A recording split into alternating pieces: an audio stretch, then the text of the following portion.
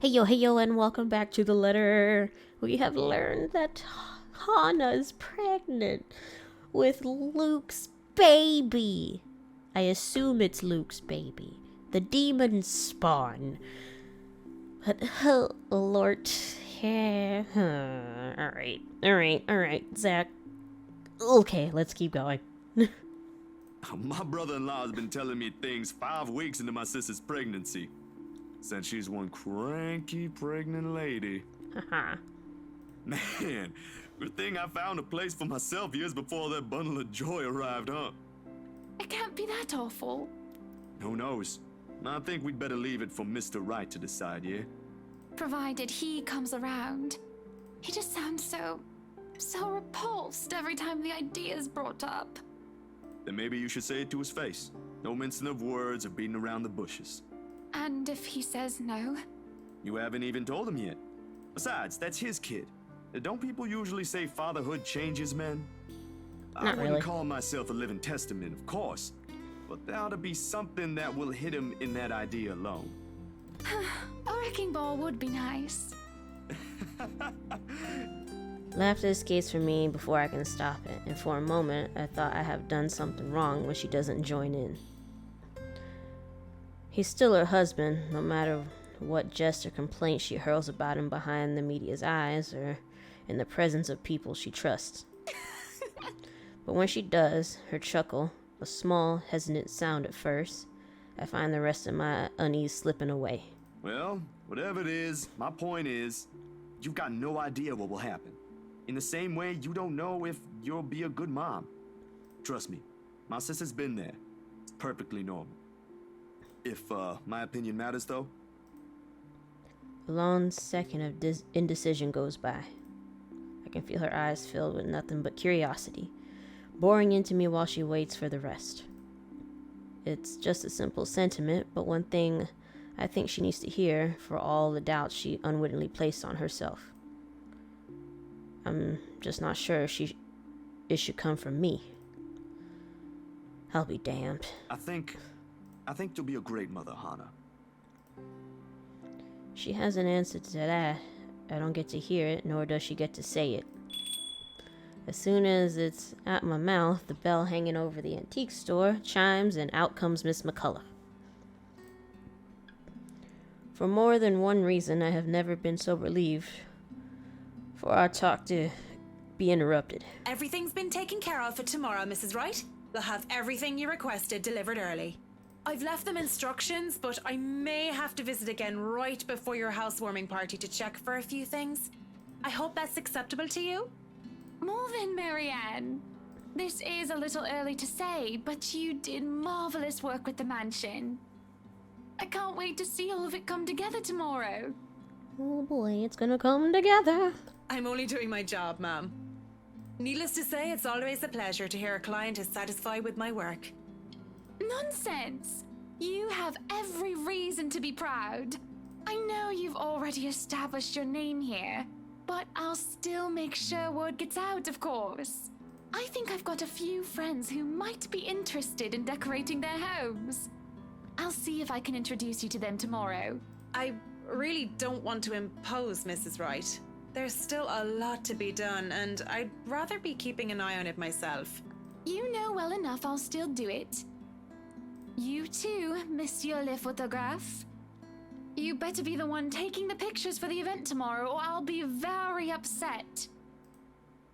I blink at her, confused. Last I checked, I have nothing scheduled on my plate tomorrow. A couple of fleeting thoughts did cross my mind, like working on personal projects. But with the expectant expression on Hana's face alone, I've wondered before how they got Isabella to sell them the mansion with all the paperwork and the loops it has to go through. Well, now the how is already standing in front of me, and it's one giant ball of persuasion in human form. If I have any doubts how she got around life, all of them have been dispelled right this instant. Hana hasn't said anything yet, but I already know what my answer will be. What event? Our housewarming party, dearie. I've already sent invites through your publisher. They should have informed you of it by now. I may have probably missed it. I haven't gotten the chance to check my mailbox yet. Deadlines, real-life happenings, they can be pretty hectic. I'll try later, but they might have already assigned it to a different photographer if they haven't received my reply yet. That's not a problem.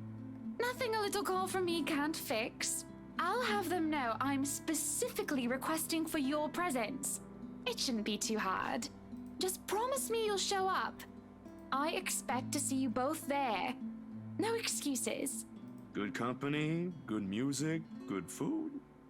Of course I'll be there. Lovely. I hope we have that settled then. I'd love to stay and chat, but unfortunately I have an appointment scheduled with the doctors after this. You two will have to excuse me. For your baby. Are you feeling fine, ma'am? It's nothing big. That's pretty huge. There's a short while in which her hand faintly touches her stomach when she says this. Her smile, as she does so, a tender thing in itself. She might never let it cross her mind, but motherhood would suit her. The kid is already loved, even when she, or he, has yet to have a sense of the world.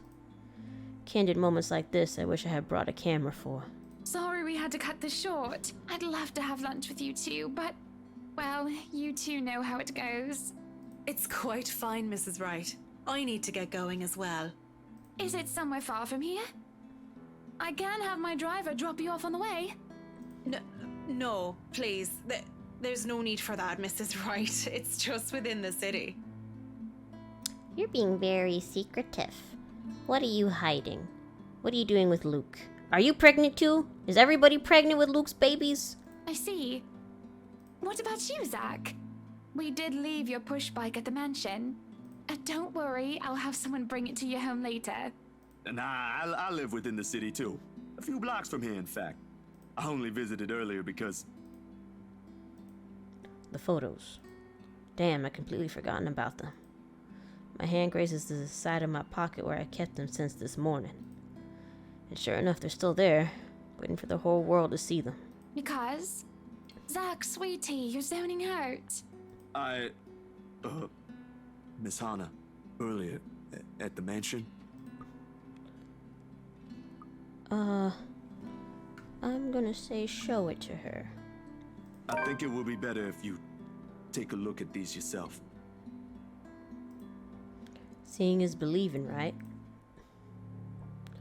I reach into my pocket and pull out the photos, handing everything to her. Recognition flickers across her eyes when she reaches for them, and I have to stamp down the tiny twinge of regret in my stomach for having the gall to show it to her. It only cuts deeper the instant both her and Miss McCullough's expressions changes. And it's not a good look. To say she's repulsed would be a total understatement. And this time Hannah's been nothing but direct, saying what she feels, expressing what she wants. Away from the glamour and the camera lenses, she's a whole different person. But as she goes through each picture, I can't get an easy read on her. Zach, dearie, what is this? Your photos. The ones you requested copies of. I mean, they came out that way, and I thought you should know. Oh, I get it. You know, I've heard before that artists can be a bit weird. Have you ever gotten that kind of comment, Marianne? Not in my line of work, I'm afraid. Or ever, Mrs. Wright. I'd rather keep my personal hobbies away from my actual work. Less stress that way. Well, I suppose it just never crossed my mind that the saying applies to you as well, Zach. But talent's what's important, As long as you make good art, it doesn't matter. Oh, no, you see, when we had that photo shoot yesterday, there was something. I wouldn't say I don't appreciate it. I did ask for copies, darling. But would it be possible for you to give me normal-looking ones? Preferably with my head intact. I admire the effort you took to edit this, though. It looks authentic. Frankly, if I show this to some other person, they'd probably believe those silly rumors about the mansion. Good publicity, but not the kind I'd want for my new home. So please. She drops them back in my hand like they're the very surface burns her. If If you could redo this, that would be wonderful. I'm positive you can do a better job than the one you just showed. Just try to keep the edits to a minimum, Yeah, I can, sure. You can take your time, of course. And speaking of time, I really must go. Did I mess up? She leaves without so much as a wave. Did I mess up? I forgot to save before that choice. I don't have to take a guess of to know I've dismayed her, or in her old words, weirded her out. Besides me, Miss McCulloch shakes her head. What are the odds I've also ruined my chances with the job she offered earlier? Very high, I'd say. It's a foolish idea in the first place. Miss McCulloch departs shortly after Miss Wright and has taken her leave, muttering something about getting a quick lunch before fetching Beruthiel from Chris. I don't know what or who a Beruthiel is. It must be important for her to be in this kind of hurry. It's the cat. And well, she doesn't seem to be fond of small talk, something we can both agree on. Lunch sounds good, or a walk around the city maybe, but with the sun as high as it is now, nah. And after how things with Miss Wright went, with Miss Hannah went, I simply can't muster the appetite for anything at the moment. If I don't do anything with it now, I have this impression it will rear its ugly head again. And by then, things might be too late to fix. What other choice do I have? Ash? Rebecca? In all likelihood, all they'll give me is a pat on the back and a Z-Man, go get some sleep. You're at it again, from Ash. I'd talked to Isabella, but I haven't seen her around since she showed up at my apartment 2 days ago. Weird. There is one person, though. Damn, I should have thought of that first. The church. As it turns out, I do have another choice. I'm not a religious person. I won't identify myself as such. Or rather, I can't. Sure, my grandparents didn't have to force me to go weekly. I'd happily join them. In fact, most of my childhood Sundays have been spent attending service. It's simply that. As you get older, the more experience you get, forming your own beliefs on things becomes easier, for the lack of a better word. And at one point, it just stopped. That kind of thing. Nevertheless, I hold no disdain for it. Sometimes it does help. When things are really, really bad, when the dreams won't stay where they should be, talking does a bit. It's also a good thing Father Norman's, well, he's not completely the pious man you'd typically expect. And my unlikely friendship only probably happened because he's the kind of guy who's cool with the young ones, as he so aptly puts. And he is, surprisingly. It makes him easy to approach. Maybe he has something to say about the photos as well.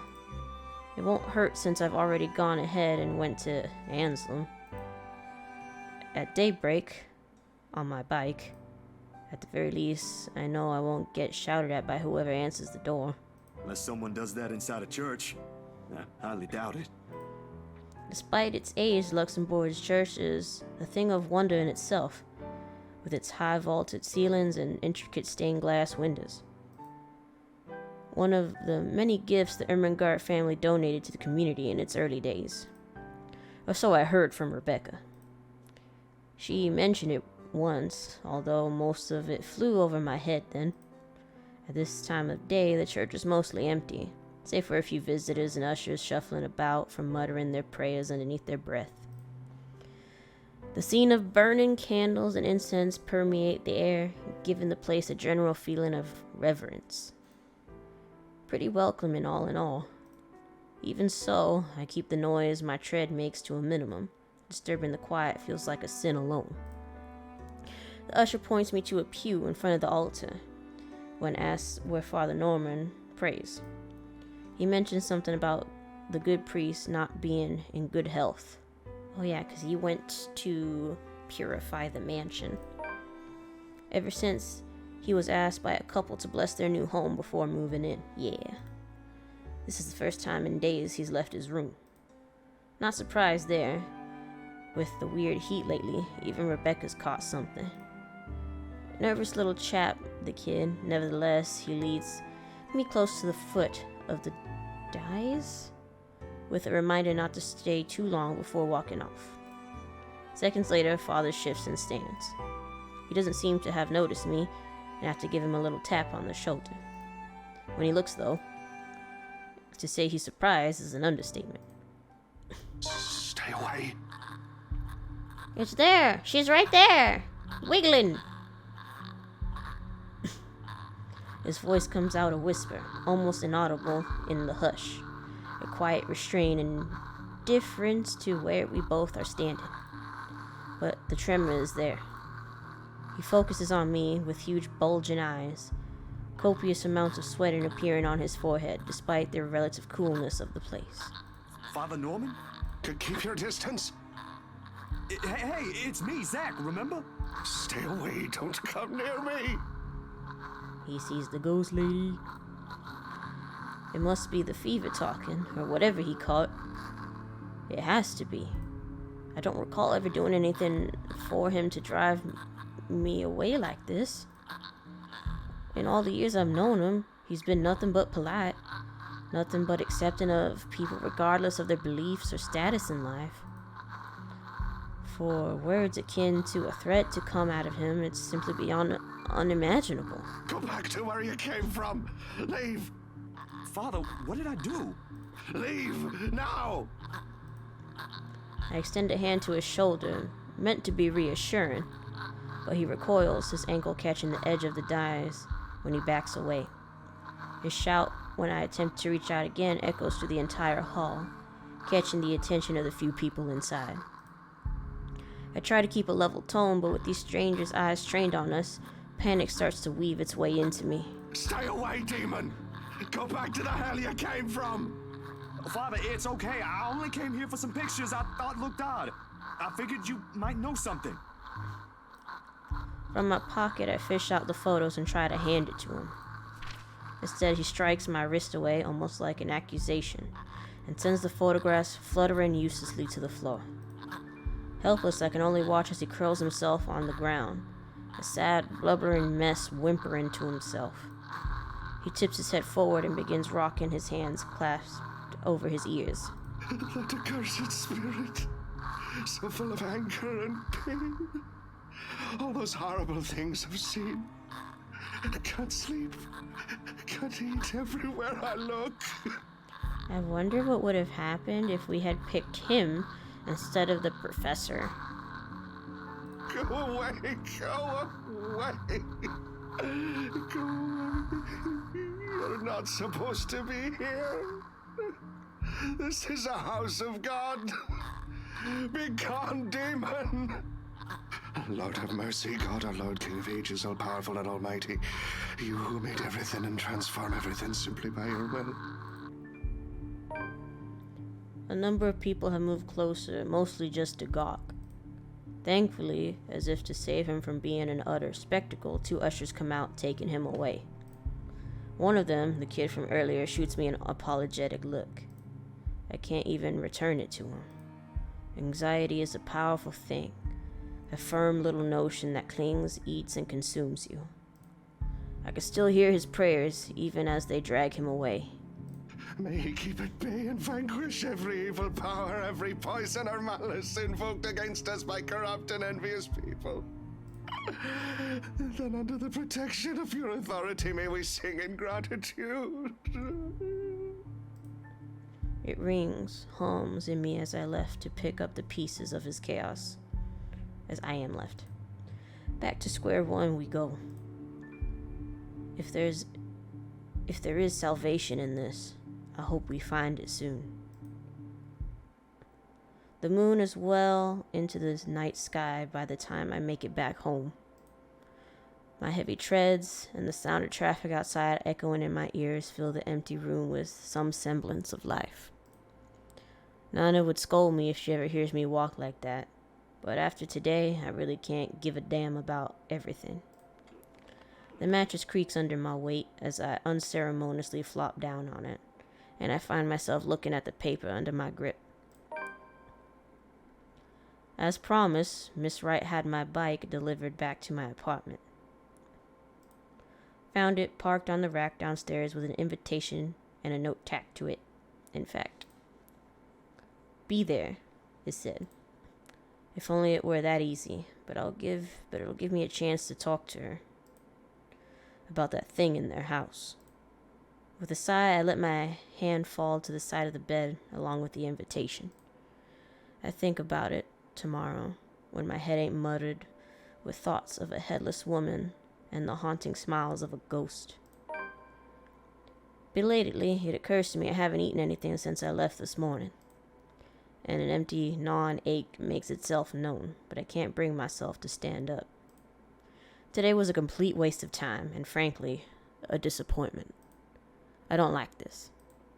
The lack of certainty, the disquiet, the lack of stable ground to stand on, the part where I do not know what will come tomorrow. Ever since that damn letter, everything has been thrown out of the loop. I wish everything stayed the same. Routine would have been easier to make sense of than this. Closing my eyes, I let the noise from the streets below lull me to sleep. At the very least, that's the one thing that hasn't changed. Is this the party day? The melody carries into the hall long before I cross the threshold. Solemn but the gentle and soothing, a reminder of what home is. Pa's firm but meaningful gaze, Ma's wistful smiles, the warm breeze filtering through the eaves at sunset, the distinct smell of wet earth and leaves after a long day's rain, and our room. The room, Ma and Pa's pride and joy, a place where once promised several springs ago. Yet it won't stop. No, wait! Come back! I'll be good this time! Please don't leave! Please stay! The floorboards are cold under my feet, more than it usually is. The walls more forbidden than what I'm used to. Farther and farther, the room goes. Ma's singing ceases, and Pa? I can't hear Pa. Not above the raucous clanging and the deafening roar of gunshots, nor the screams replacing the comfort in soft melodies. There is only the blinding fear. But when the light breaks, her skin is already a sickly pale color, rotten in its most parts, blood dripping from every open gash and lesion on her body. Bony hands grip Hannah's neck like a noose, straining the skin underneath with a vibrant shade of scarlet. Nothing but malice fills the gleam in her eyes. A scream ripples through the air. My whole body feels distant. Do I need to put my hand on Z? Every limb heavy with lead, all unable to move at will. Not even so, I can wipe the beads of sweat forming on my temple. The rasping of my breath still fills the room in the wee hours, while I force it back into a steady rhythm. There is a tightness in my chest I can't shake off. My heart pounding against it as it's about to burst out. Something cold has settled in my legs. Not the usual chill that comes and goes with the passing breeze from the window, but one strong enough to sting, shackle, and leave a frigid sensation creeping up my skin. With every struggle, I make the pressure winds firmly around my legs. Tighter, and tighter, and tighter, all until it becomes too much. My heart stops. My hands are on my keyboard. Another draft sweeps into the room and brings with it the iron tinge of blood. Thick, suffocating. Filling my nose with a foul, sickening smell as I shift my gaze downward, and it slowly comes into view. my mouth stretched in a hideous smile, and legs brimming with nothing but madness. The stench of gore taints the air around me, and I can't look away from her. From it. From her. From the terror and the death that her uncanny, twisted features alone scream. I try to open my mouth to shout, to ask for any help, but my voice has left my body altogether. All I have is the painful realization that no kind of plea will ever save me from her. And suddenly, the bed dips.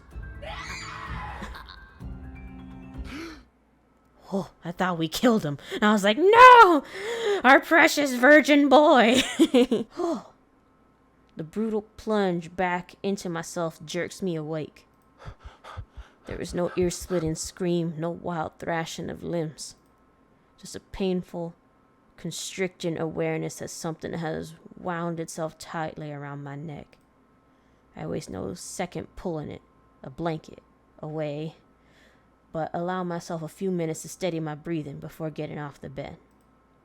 Inhale, hold, exhale. 1 step, 2 step, 3. But the dreams have gotten worse. Ever since 2 days ago, no longer are they the small, cursory flashes that I'm used to, but vivid ones that linger. I can still feel the blood in my hands, the putrid smell of rotten flesh, the sickening crunch of bones breaking with every movement, and her cold, chilling eyes as they bore into me. I draw in one long, ragged breath, and before I know it, I'm walking out the door. Even in the waking world, it reeks. A bench on the park is far from the most private place for thoughts in Luxembourg, considering its location is at the heart of a bustling city. But in the early hours of the morning, it provides enough peace and quiet for any poor problematic soul who happens to wander there. Ah, the small protagonist is over here now. The city is just waking up, a little later than usual. But knowing what day it is, one can't fault for being a little tardy just this once. Yet neither the pleasant morning chill nor the soft twittering of birds does anything to banish the images. Every single one has rooted itself in my head, its claws digging deep in what was no longer a safe place to hide in. London Bridge is falling down, falling down, falling down. London Bridge is falling down, my fair lady. Take a key and lock him up, lock him up, lock him up. Take a key and lock him up, my fair lady. I didn't know London the Bridge second is verse to that. falling down, falling down, falling down. It used to London be- Bridge is falling down, my fair lady. You're being distracting. Take a key and lock him up, lock him up. It used to lock be him up. easy, Take a finding key some and pretense lock of him up, my fair lady. finding some pretense of London peace Bridge under is the guise falling of sheer down, optimism, falling down, following falling regular down. routine. London Bridge is falling Now? down, my Now I don't know what to fair make of lady. it. Take a key Shut and up, lock kid! him up, lock him up, lock him Sometimes up. it's easier Take to a run, key and easier to lock him up, hide, when my everything's fair falling lady. apart. That way, you don't London have Bridge to is be falling the down, first to witness falling when it down, does. falling down. It worked when London things Bridge went is bad with falling down, the movie, my after all. fair lady. It also worked when Mom and Take a Pa were key taken and from lock us. him up, lock him up, lock him Though up. the Take a sentiment key and is a lock little him up, hypocritical when you think my about fair my little lady. talk with Miss Wright the other day. London Bridge But is falling that's just down, how it is. falling down, Maybe it falling really is down. better if I London just... Bridge- Hey, mister. Hello, small child? Are you not this small child? Because you have blue hair, but you have similar hairstyles. Okay, weird child. The tiny voice gives me a pause. When I look up, a little girl, maybe about 6 or 7, is peering at me. Two white eyes overflowing with what can only be natural curiosity one typically sees in children. I vaguely note the St. Goretti uniform she's wearing before returning her greeting. Hey kid. Kylie. Kylie? That's my name. I didn't ask. Mama said it's rude not to call people by their names. Well, I didn't know your name. She then flops down on the empty space beside me. Her little legs still too short to touch the ground, swing in tune with the song she hums under her breath. I don't mind kids. Nana would often invite the ones in our old neighborhood to give them treats. Ah, so your grandma was the one with all the snacks. Of course. By then, Sis and I were both too old to play with them, but you get used to the commotion eventually. It's not completely unpleasant, as most people would imply. Kylie seems to be a well-behaved kid anyway. Oh, sorry. Nice to meet you, Kylie. Is Mama here? No, but my big brother's with me. He's taking pictures with his camera over there. She points to the far end of the park, the one closest to the street, where a kid is taking shots of something above him. It doesn't look to be birds, because all there is on that side of the park are buildings. He's a peeper! He's peeping! I don't see what's so interesting with the tip of a building, though. I'd take pictures of dogs if I were him. They're cuter. Me too. I agree. He's a peep. Your brother's peeping, though. Do you have a camera too, mister? Yeah, I'm actually a photographer. Mama said I'm too young to get a camera. I'm sure your mama will eventually give you one. But won't you be late for school like this? Big brother will get us there on time. Rowan promised Papa. Papa. We aren't going to be late. It's sports day. So it's not good if you keep looking like that today. So, are those types of things not just like a Japan exclusive? Is that like also like a European thing? Because there's no sports day in like America. America sucks. School-wise, at least. And health-wise. Everything-wise. If it ends up raining and we lose, it's your fault. What? All right, I'll try not to upset the clouds today, kid. Is it because you're sick, mister? Before I know it, a smile has spread over my face. They say kids ask the toughest questions sometimes, and they sure do with how sincere Kylie looks. Lying feels like doing her a huge disservice. No, not sick. Just having a very, very bad day. Why is that? Is that like when my big brother ate all of my pudding? He did that once and then cried. It wasn't very nice of him. I can get more pudding. Yeah, I think so. You see, there's this mean girl. She's given my friends and I a lot of trouble. Hard to keep up when things are like that, you know? Especially when you can't do anything. It's kind of scary. Makes you wish things will just stay as peaceful as they used to be. Maybe she just wants to be friends with you? The game over screen tells me otherwise. I highly doubt that. She already hurt one of my friends. What if she's just sad? Or maybe she just wants help. That's what happened with Melody. I let her borrow my crayon when she left hers. Now we're playmates. It's not really the same thing, Kylie. What she did, they're pretty bad things. I still think there's another reason. You're pretty perceptive, kid. Did you try talking to her? That's what Mama said I should do. I don't think that'll work either. You haven't even tried yet. You sound like Rowan. You're just scared, mister. That strikes a chord. Maybe it's the honesty in her tone, or simply the truth in the words itself.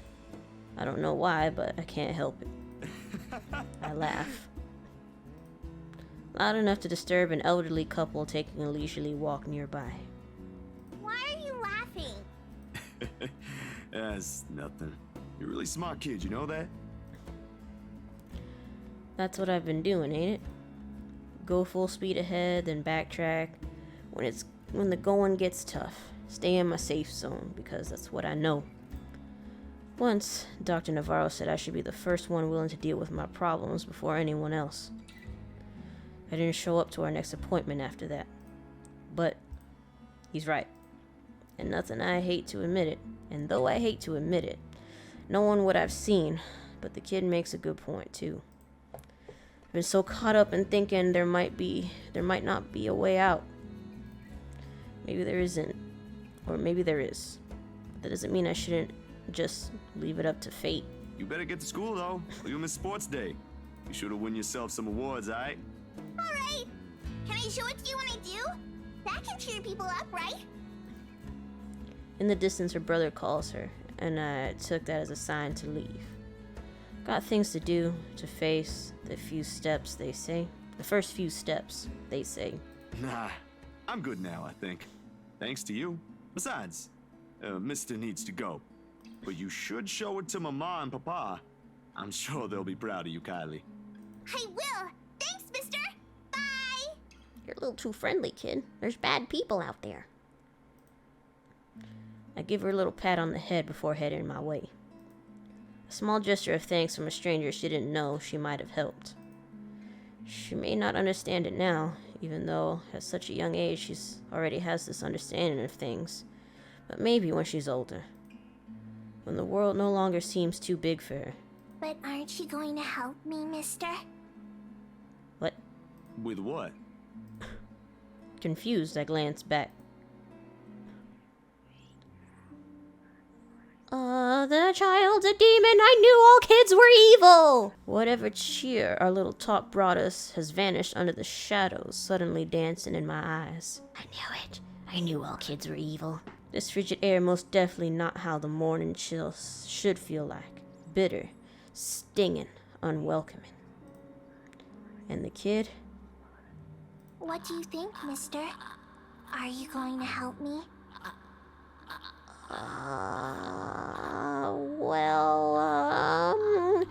We're gonna figure that out. Next episode, because I am way out of time. I have been going much longer than I am supposed to be. This is unsettling. I didn't know she could take multiple forms. I thought she would just appear as herself. But anyway, we'll continue this next time on The Letter.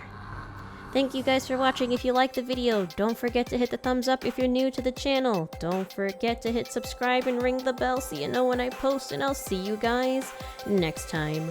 Bye-bye!